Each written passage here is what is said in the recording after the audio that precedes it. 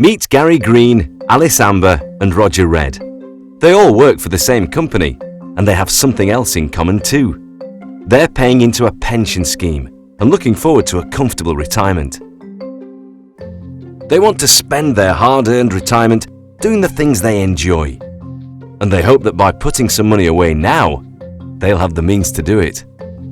For Gary, a well-paid 34-year-old high flyer, stopping work is some way off. But 46-year-old Alice hopes to retire at 60, thanks to the sizable nest egg she's saved over the years. And Roger, who's 57, thinks retirement, and the freedom it promises, is only 5 years away.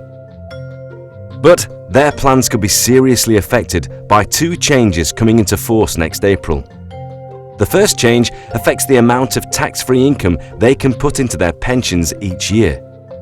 The allowance is being lowered from £50,000 to £40,000. And while this won't affect everyone, several thousand employees across the UK will need to adjust their pension contributions or pay tax on the excess. The second change affects their lifetime allowance, usually defined as the total value of a pension pot at the time of retirement. From April 2014, Gary, Alice and Roger will have to pay tax on the value of any pension that exceeds the lifetime allowance of £1.25 million. It will be possible for them to keep the current £1.5 million allowance, or at least a higher one than £1.25 million. But if they elect to do so, it will have other implications for their pay and pensions. So, for those affected, the sums and the decisions involved are far from straightforward. Luckily for Gary, time is on his side. All he needs to do right now is check that his contributions are within the new allowances.